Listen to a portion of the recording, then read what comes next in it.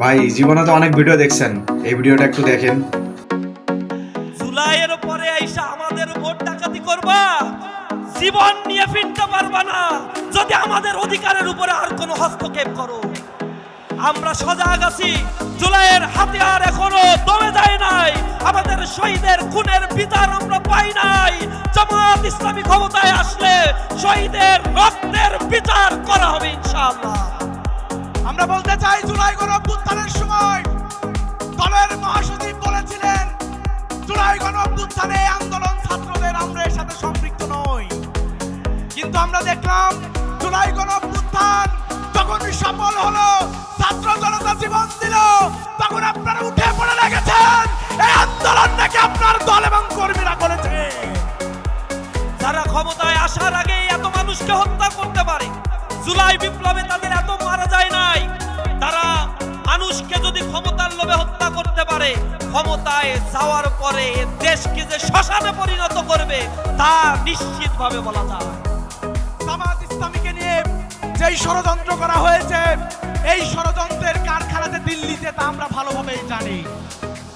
আমরা এতটুকু জানি যে বাংলাদেশকে যারা করদ রাজ্যে পরিণত করতে চেয়েছিল, যারা বাংলাদেশকে একটি প্রদেশ রাষ্ট্রে পরিণত করতে চেয়েছিল, তারাও সময়ের ব্যবধানে তাদের মামুর বাড়িতে বসে আছে। তারা এভাবে প্রাণ নিয়ে আসছেন, এরপরের প্রাণ কি হবে তা বাংলাদেশের মানুষ ঠিক করে দিবে ইনশাআল্লাহ। তারা ঘোষিত বেঈমান, তারা কথা দিয়ে যে কথা রাখে না, এ জাতি তার প্রমাণ পেয়েছে। সুতরাং আগামী 12ই ফেব্রুয়ারি বাংলাদেশে নতুন এক বাংলাদেশের সূচনা করার জন্য ইনসাফের প্রতীক দাঁড়িপাল্লায় ভোট দিয়ে ইনসাফ আর মানবিক বাংলাদেশ গড়ার জন্য আমরা ভূমিকা রাখবো ইনশাআল্লাহ।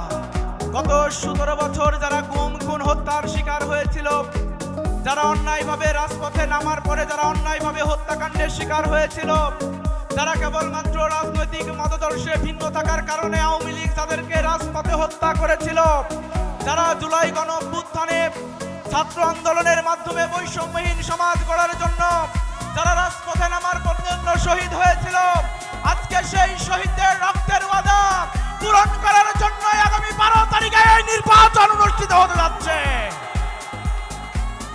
যারা ঋণ খেলাপিদের নমিনেশন দিয়েছে, তারা এই বাংলাদেশের অর্থনৈতিক ব্যবস্থাকে রিকনস্ট্রাকশন করতে পারবে, শয়তানেও তা বিশ্বাস করে না। এরা বিগত 10 বছরে যখন ক্ষমতায় ছিল, তখন মানুষের কাছে যে প্রতিশ্রুতি দিয়েছিল, কোনো প্রতিশ্রুতি তারা রাখে নাই।